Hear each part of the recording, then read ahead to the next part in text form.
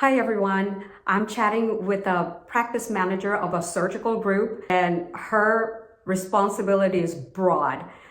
She of course has to manage the office, staff, manage doctor's schedule, but because it's surgery heavy practice, she also has to make sure all insurances are correct and verified.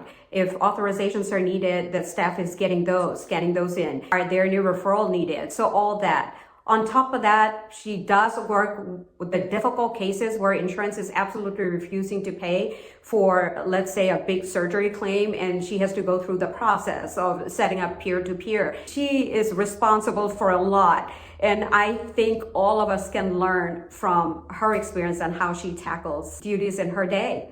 So my question to you is, what is just one part of your job that seems challenging, and how do you approach it? I will say, since I do deal with a lot of patient and authorizations, one thing I find is that patients aren't really familiar with their specific insurance plans. A lot of times they're asking me which plan would be better or why the insurance wouldn't cover something, and understanding why certain things get denied too. So that is tricky, and that is hard also for my staff to answer because So every patient plan is communication? different. Yeah, I would say that on the financial side.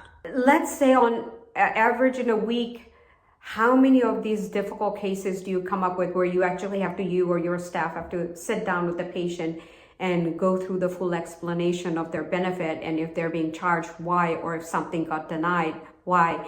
How many times a week? Let's say 2 per day, so like 5 Yeah. or 10, sorry. Yeah.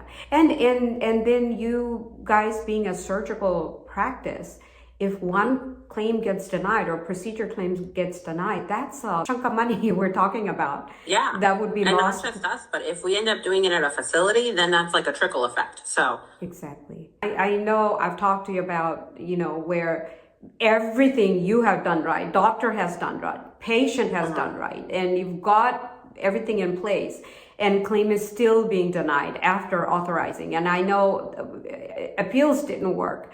And I know that you had to actually get on the phone and say, hey, we need a doctor from your insurance side to sit with my doctor and work this out, because this was done because it was medically necessary. So I know you tackled that. Yes.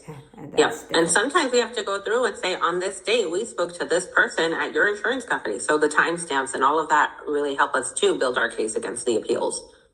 So you would say from start to finish for a procedure or surgery, make sure if you are talking to anybody on the insurance side or talking to patient, that make a note on patient file with the date and time and who you spoke with and the details of the conversation? Yes, we do that every time. And if a patient isn't sure if we're a network, I tell the patient to do the same and ask for a reference number in case they deny their visit with us.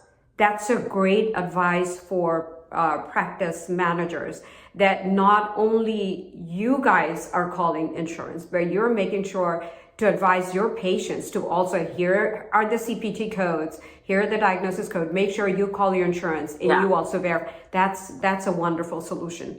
And that's keeping patient in the loop. And so there's less confusion. That's a great advice. That's wonderful. So the more involved the patient is, the more they understand what we have to go through. And the more available they are to us too. So if we call them, we say, hey, we need something from you, they're responding right away because they want to make sure everything's done and on time and approved and everything. That's wonderful. I mean, I know you're busy. I don't want to take up much of your time, but thank you so much. I think this is a wonderful advice for any medical practice who's struggling with patient communication or getting their claims paid, is to make sure the office and the patient work as a team. Thank you. Yeah. All right. Problem. Have a great day. All right. Bye-bye. If you have worked in healthcare, or if you're working in healthcare and would like to share your insight that would benefit all of us, please send me a quick message and we will sit down and chat. Thank you.